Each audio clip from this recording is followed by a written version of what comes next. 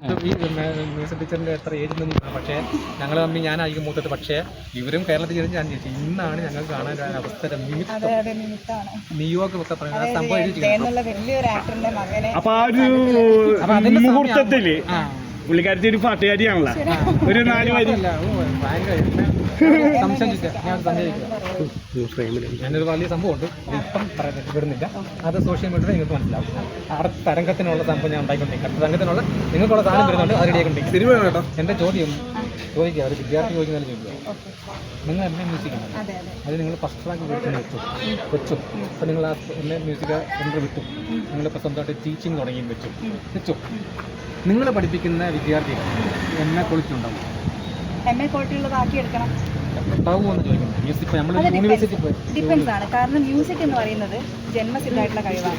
അതായത് ജന്മസിദ്ധമായിട്ട് ഒരാൾക്ക് musical talent ഉണ്ടെങ്കിൽ മാത്രമേ അയാൾ ട്രെയിൻ ചെയ്ത് കൊണ്ടുവരാൻ സാധിക്കൂ. നിങ്ങളെ എം എ മ്യൂസിക്കിന് ഒരു കോളേജിൽ പോയല്ലോ, ഒരു മ്യൂസിക് കോളേജിൽ പോയല്ലോ, അവിടെ ഒരു അധ്യാപകനല്ലോ പഠിപ്പിക്കും. പലരും പല ഗുണങ്ങളുണ്ട്. ആ ഗുണങ്ങളല്ലോ നിങ്ങൾ പിന്നെ നിൽക്കുന്നത്. തീർച്ചയായിട്ടും നിങ്ങളുടെ മുമ്പിൽ വരുന്ന സ്റ്റുഡന്റ് ഉണ്ട്, നിങ്ങളുടെ മാത്രമേ ഉള്ളൂ. നിങ്ങളെന്ന് പറയുന്നത് തെറ്റുണ്ടാവില്ല, ടീച്ചർ മാത്രമേ ഉള്ളൂ. ആ വിദ്യാർത്ഥിക്ക് ടീച്ചർ പഠിച്ച ആ ക്വാളിറ്റി ഉണ്ടാകുമോ എന്നൊക്കെ ഓരോരുത്തരിലും ഉള്ള സംഗീതത്തിന്റെ അളവ് ഡിഫർ ചെയ്തിരിക്കും. അല്ലെങ്കിൽ ദാസേട്ടനെ പോലെ എല്ലാവർക്കും പാടാൻ സാധിക്കട്ടെ, ചിത്രത്തീശയെ പോലെ എല്ലാവർക്കും പാടാൻ സാധിക്കട്ടെ. എല്ലാവരിലും ഉണ്ടായിരിക്കുന്ന ഇൻഡിവിജ്വലി ഡിഫർ ചെയ്തിട്ടുണ്ട് ക്വാളിറ്റി. അല്ലെങ്കിൽ എല്ലാവർക്കും ഒരുപോലെയാണോ പാടാൻ സാധിക്കുന്നത്? അവിടെ ഇറങ്ങാൻ പറ്റിയ വകുപ്പുണ്ടോ? കേട്ടാ ഒരു പാട്ട് ചേച്ചിക്ക് ഒരു പാട്ട് ഏതെങ്കിലും അപ്പൊ നമുക്ക് നല്ല കഴിവുള്ള വിദ്യാർത്ഥി, അതായത് മ്യൂസിക്കൽ ബ്ലസ് വേണം. അല്ലാത്തവരെ ട്രെയിൻ ചെയ്തുകൊണ്ടല്ല. കാരണം ജന്മസിദ്ധ മ്യൂസിക് എന്ന് പറയുന്ന കഴിവ് ജന്മസിദ്ധമാണ്. മറ്റുള്ള ആർട്ട് ഫോംസ് പോലെ നമുക്ക് ട്രെയിൻ ചെയ്ത് കൊണ്ടുവരാൻ സാധിക്കുന്നതല്ല. മറ്റുള്ള ആർട്ട് ഫോംസ് ബൈ ട്രെയിനിങ് നമുക്ക് കഴിവ് വേണം. അല്ലെങ്കിൽ എല്ലാവർക്കും പാടിക്കൂടെ? എന്തുകൊണ്ട് എല്ലാവർക്കും പാടാൻ സാധിക്കാത്തെ? അത് ഞാൻ തിരിച്ചറിയണം. അവരെ ഞാനൊക്കെ ആദ്യം ചെയ്യുന്ന ഒരു ഡെമോ ക്ലാസ് കൊടുക്കും. കാരണം ഒരു കുട്ടീനെ ചില ആൾക്കാർ എൻ്റെ മോള് പാടണം, പക്ഷെ ആ കുട്ടി പാടണമെന്നില്ല. അവർക്ക് അവരുടെ മ്യൂസിക്കൽ ബ്ലസ് എത്രത്തോളം ഉണ്ട്, എങ്ങനെ അവരെ കൊണ്ടുവന്നിട്ട് ഇവിടെ എത്തുന്നുള്ളത് നമുക്കൊരു ഫ്യൂ മിനിറ്റ്സിൽ മനസ്സിലാക്കാൻ സാധിക്കും. ആ കുട്ടിയുടെ ചേഷ്ടകളിൽ ആ കുട്ടി പാടുന്ന രീതി, താളമുണ്ടോ, പിന്നെ സംഗീതത്തിലേക്ക് കൊണ്ടുവരാൻ സാധിക്കും. അല്ലെങ്കിൽ വെറുതെ ആ കുട്ടീനെ സ്ട്രീം ചെയ്യിപ്പിച്ചിട്ട് കാര്യമില്ല, കൊണ്ടുവരാൻ പറ്റില്ല. ചില ആൾക്കാർക്ക് ആഗ്രഹമുണ്ട് എൻ്റെ മോള് പാടണമെന്ന് വെച്ചിട്ട്, പക്ഷെ ആ കുട്ടി പാടാനുള്ള ടാലന്റഡ് ആയിരിക്കും. കാലം മാറി. എൻ്റെ കുഞ്ഞില് 50 വയസ്സ് അല്ലാണ്ട് നമ്മള് മനസ്സുകൊണ്ടുള്ള അർപ്പണം ആദ്യം വേണം, അതിനുപരി കഴിവ് വേണം. അത് പിന്നെ പരിപോഷിപ്പിച്ചു കൊണ്ടുവരാം. എൻ്റെ കുഞ്ഞില് ഒരു 20-25-30 വയസ്സായ വിദ്യാർത്ഥികളൊന്നും ഒരാൾ സംഗീതം പഠിക്കാനായിട്ട് അധ്യാപനം ഉപയോഗിക്കുന്ന പറഞ്ഞ സോറി നിങ്ങളെ പഠിപ്പിച്ചെടുക്കാൻ പറ്റില്ല എന്നുള്ള കാര്യം പറയാം. മാറിയില്ല. സംഗീതം എന്ന് പറയുന്നത് നമുക്ക് ആ കമ്മിറ്റ്മെന്റ് ഉണ്ടെങ്കിൽ, പാടാൻ കുറച്ചെങ്കിലും പാട്ടിനോട് കമ്പം ഉണ്ടെങ്കിൽ കുറച്ചുണ്ടെങ്കിൽ പരിപോഷിപ്പിച്ച് കൊണ്ടുവരാം. പക്ഷേ അതിനൊരു റൈറ്റ് ഏജ് ഉണ്ട്. അറ്റ് ദ ഏജ് ഓഫ് 3.5 തുടങ്ങുവാണെങ്കിൽ 5 വയസ്സാകുമ്പോഴത്തേക്ക് ആ കുട്ടീനെ ആ ഒരു ചിട്ടയിലേക്ക് കൊണ്ടുവരാൻ സാധിക്കും. ആ മ്യൂസിക്കൽ ബ്ലസ് ഉണ്ടോയെന്നുള്ളത് അവരെ പാരൻസിനാണ് മനസ്സിലാവുന്നത്. കുട്ടി പാടുന്നുണ്ടോ, കുട്ടി ടി വിയിൽ പാട്ട് കേൾക്കുമ്പോൾ മൂവ്മെൻറ്റ്സ് ചെയ്യുന്നുണ്ടോ, അതിന് താളബോധമുണ്ടോ എന്നൊക്കെ ഉള്ളത് മനസ്സിലാക്കുന്ന ആരെയാണ്? പാരൻസ് ആണ്. ആ പാരൻസ് ആണ് ആ കുട്ടികളെ ആ വഴിക്ക് ഡയറക്റ്റ് ചെയ്യുന്നത്. കാരണം ആ കുട്ടിക്ക് എനിക്ക് പാട്ട് പഠിക്കണം എന്ന് പറയാൻ പറ്റുമോ? ഇല്ല. First direction is from the parents. അല്ലേ? ഒരു മ്യൂസിക് ഉണ്ടോ, അല്ലെങ്കിൽ ഡാൻസിലേക്ക് പോകുമോ, ആ കുട്ടി വരയ്ക്കുന്നുണ്ടോ, ഇതാക്കുന്നുണ്ടോ എല്ലാം അറിയുന്നത് ആരാ?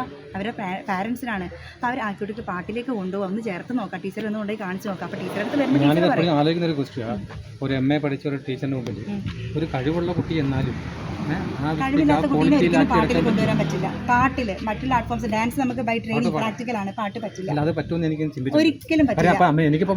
അങ്ങനെയാണെങ്കിൽ എല്ലാവർക്കും പഠിക്കാൻ പറ്റില്ല. എല്ലാവർക്കും എന്തുകൊണ്ട് ഹരിമുരളി രവം പാടാൻ പറ്റുന്നില്ല? എല്ലാവർക്കും എന്തുകൊണ്ട് അല്ലെങ്കിൽ ദേവസഭാതലം പാടാൻ പറ്റുന്നില്ല? എല്ലാവർക്കും എന്തുകൊണ്ട് ഒരു മെലഡി എന്തെങ്കിലും ആപ്ലിക്കേഷൻ എന്തുകൊണ്ടാണ് പറ്റാത്തെ? എന്തെങ്കിലും പാടിയിട്ട്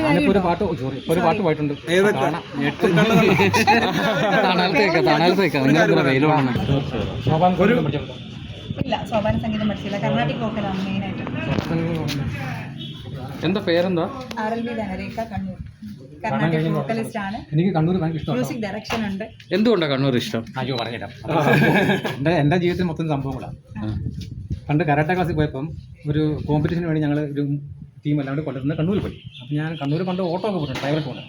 അപ്പോൾ കണ്ണൂർ ചെന്ന് രാവിലെ ഞങ്ങളൊരു 3 പേരുണ്ട്. രാവിലെ ചെന്ന് ആഹാരം കഴിക്കാൻ നോക്കിയപ്പോൾ ഹോട്ടലൊന്നും തുറന്നില്ല. അപ്പം കണ്ണൂർ റെയിൽവേ സ്റ്റേഷനകത്തോട്ട് കയറി ചെന്നിട്ട് ഇത് ഹോട്ടൽ അവിടെ തുറന്നു ഓപ്പൺ ചെയ്യുന്നുണ്ട്. അപ്പോൾ ഞങ്ങൾ ചോദിച്ചു കഴിക്കാൻ എന്തുണ്ടെന്ന് ചോദിച്ചു. അപ്പോൾ ഒരു ആഹാരം തരുന്ന വ്യക്തി പറഞ്ഞ് അത് വെള്ളയപ്പം ഉണ്ടെന്ന് പറഞ്ഞു. അപ്പം നമുക്കത് മനസ്സിലായി, ഓക്കെ നമ്മുടെ അതിലുള്ളതാണ്. അപ്പം ഞങ്ങളവിടെ അപ്പം എന്ന് പറയും, ഇവിടെ വെള്ളയപ്പം ഉണ്ട്. ഓക്കെ, അപ്പോൾ ഞാൻ പറഞ്ഞു ഓക്കെ വെള്ളയപ്പം ഞാൻ പറഞ്ഞു. അപ്പോൾ ഞങ്ങൾ ചോദിച്ചു കറി എന്തുകൊണ്ട്, അത് ബാജി ഉണ്ടെന്ന്. അപ്പോൾ ഞാൻ മറ്റൊരുമാത്രല്ല, ഞാൻ ഒരുപാട് സ്ഥലത്ത് ഓട്ടം പോയിട്ടുണ്ട്. അപ്പോൾ എന്തെങ്കിലും ഉടായ്പ് കറി ആവാം. അതിന് മുമ്പേ ഞാൻ 2 വക്കീലന്മാരെയും കൊണ്ട് ഊട്ടിയിൽ കൊടൈക്കനാട് പോയിട്ട് തിരിച്ച് വന്ന സമയത്ത് ഒരു ഹോട്ടലിൽ കയറി. അപ്പോൾ അവിടെ കയറിയപ്പോൾ തന്നെ ഹോട്ടലിൻ്റെ വാതിൽ ഒരു വലിയ വള്ളിക്കൊട്ടയ്ക്കകത്ത് ഈ ഇറച്ചി ബീഫെന്ന് തോന്നുന്നു, അതിങ്ങനെ ഒരു ഒരു ഒരു ചെറിയൊരു സംഭവം ഇങ്ങനെ അരിഞ്ഞൊരു മിച്ചർ പോലെ ഇങ്ങനെ ചീനി വറ്റൽ പോലെ. അപ്പം അത് ഞങ്ങൾ 2, 4, 5 പേരുണ്ട്. അപ്പോൾ ഞങ്ങൾ 5 പ്ലേറ്റ് മേടിച്ചു. ഈ ഒരു പീസ് എടുത്ത് തിന്നപ്പം എൻ്റെ അമ്മ ഇത് ചവച്ചിട്ട് അങ്ങോട്ട് ഇറക്കാനും വയ്യ, ഇത് കളയാനും പറ്റില്ല. ഇങ്ങനെ ചവച്ചിരിക്കും. ഇവിടെ എല്ലാം അതായി ഇത് കളഞ്ഞു, അത്രയും ഫുഡ് കഴിഞ്ഞു. അപ്പം ഞാൻ ഇവർക്ക് പറഞ്ഞാൽ ഇങ്ങനെ സംഭവം ഉണ്ടാകും. അപ്പോൾ ഈ ബാജി എന്താണെന്ന് നമുക്ക് അറിയത്തില്ല, അതുകൊണ്ട് ഒരു പ്ലേറ്റ് മേടിച്ച് നമുക്ക് നോക്കാം. അപ്പോൾ ഞാൻ പറഞ്ഞു ഒരു പ്ലേറ്റ് കൊണ്ടുവരാൻ പറഞ്ഞു. അപ്പോൾ ഞങ്ങൾ 3 പേരുണ്ട്. സംഭവം കിഴങ്ങ് ഇവിടെ കിഴങ്ങ് കറി. ഇപ്പം ഞങ്ങളവിടെ പറയുന്നത് കിഴങ്ങ് കറി എന്ന് പറയും, അപ്പവും കിഴങ്ങ് കറി എന്ന് പറയും അല്ലേ. അപ്പോൾ ഇങ്ങനെ ഒരു സംഭവമുണ്ട്. പക്ഷേ കണ്ണൂരിലെ ഫുഡ് എനിക്ക് ഭയങ്കര ഇഷ്ടം. കാര്യം KPSCയുടെ നാടകം കളിക്കാൻ പോയപ്പം ബാക്കി എല്ലാ ജില്ലയിലും ഞാൻ പോയി ഫുഡ് വെച്ചിട്ട് എനിക്ക് പറ്റുന്നില്ല. പ്രത്യേകിച്ച് ചോറ്, ചെറുമണി അരി എന്ന് പറയുന്ന സ്ഥലത്താണ് നമ്മളവിടെയൊക്കെ ഇച്ചിരി നീളമുള്ള ചോറ് കഴിക്കുന്നത്. അപ്പോൾ എനിക്ക് ഒരു വിധത്തിലും ഫുഡ് കഴിക്കുന്നില്ല. ആ പ്രശ്നമായി ഞാൻ ഇങ്ങനെ ഉണങ്ങിക്കൊണ്ടിരിക്കുകയാണ്. നമ്മൾ ജിമ്മിലൊക്കെ പോയി 68 കിലോ ബോഡി വെയിറ്റ് അടിച്ച് കയറ്റുക ഉണങ്ങിയപ്പം കണ്ണൂർ വന്നപ്പോൾ ഉണ്ട് കണ്ണൂരിലെ ഫുഡ് കണ്ണൂർ ഭയങ്കര നല്ല ഭക്ഷണം. അതായത് ഓവർ മസാലാസ് ഉള്ള സ്ഥലങ്ങളുണ്ട്, ഇല്ലാത്തതാണ്. പക്ഷെ ഏറ്റവും നല്ല ഫുഡും ടേസ്റ്റ് എന്ന് വെച്ചാൽ ഭയങ്കര ഓവർ സ്പൈസി ഒന്നല്ല, മൈൽഡ് സ്പൈസിലാണ് അവിടുത്തെ ഫിഷിന്റെ കുക്കിംഗ് എല്ലാം നടക്കുന്നത്. അതാണ് അതിന്റെ റിയൽ ടേസ്റ്റ്. ഫിഷിനൊരിക്കലും ഫിഷിന്റെ ടേസ്റ്റിനെക്കാട്ടും കൂടുതൽ മസാല സ്പൈസ് കയറി നിന്നാൽ ഫിഷിന്റെ ടേസ്റ്റ് പോകും. അപ്പോൾ അതെല്ലാം ഒരു മൈൽഡ് കുക്കിംഗ് ആണ്. ഓൺലൈൻ റെസ്റ്റോറൻറ്റ്, അതുപോലെ തന്നെ പുലരി എല്ലാം എൻട്രി ചെയ്ത് നിൽക്കുന്ന റെസ്റ്റോറൻറ്റ്സാണ് കണ്ണൂരിൽ. ഇപ്പോഴും ആ ടേസ്റ്റ് മെയിൻറ്റെയിൻ ചെയ്യുന്നത്. അതുപോലെ തന്നെ ആൻഡ് ദം ബിരിയാണി കണ്ണൂരുകാരോട് ഭയങ്കര ഇതുണ്ട്. പക്ഷെ വേറൊരു കാര്യം കൂടെ പറയട്ടെ, പ്രസംഗിച്ച് കണ്ണൂരുകാർ ഭയങ്കര സ്നേഹമുള്ളവരാണ്. അത് ഞാൻ സമ്മതിക്കില്ല. കണ്ണൂരുകാരെക്കാട്ട് ഏറ്റവും കൂടുതൽ സ്നേഹം എന്ന് പറയുന്നത് കൊല്ലം ജില്ലയിലുള്ള ഞങ്ങൾ. അല്ല, പഴയ ചൊല്ല് ഞാൻ പറയാം, കൊല്ലം കണ്ട ഒരുത്തന് അതല്ല. പക്ഷെ കൊല്ലം കണ്ടില്ലെന്ന് പറഞ്ഞാൽ കൊല്ലത്തെ നിങ്ങൾ വന്നാൽ ഞങ്ങൾ കൈ നീട്ടി സ്വീകരിക്കും. ഞങ്ങൾ പപ്പടം കിട്ടിയില്ലെങ്കിൽ അടിച്ചു കൊല്ലുകയും ചെയ്യും.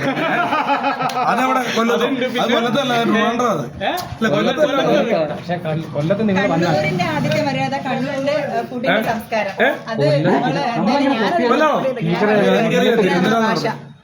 വേറെ ആർക്കും പറയാൻ പറ്റില്ല. നമ്മൾ സംസാരിക്കുന്ന പോലെ വേറെ ആർക്ക്. ഞാനിപ്പം സഭ്യമായിട്ടുള്ള ഭാഷയാണ് സംസാരിക്കുന്നത്, ബിക്കോസ് പൊതുവേദിയിലൊക്കെ പറയുന്നത് കൊണ്ട്. എന്ന് വെച്ചാൽ ഞാൻ ഇടയ്ക്കെങ്കിലും എൻ്റെ കണ്ണൂരിന് 2 വാക്കുകൾ ഏതെങ്കിലും ഒരു വേദിയിൽ ഞാൻ പറയാറുണ്ട്, ബിക്കോസ് ഞാൻ കണ്ണൂരുകാരിയാണ്.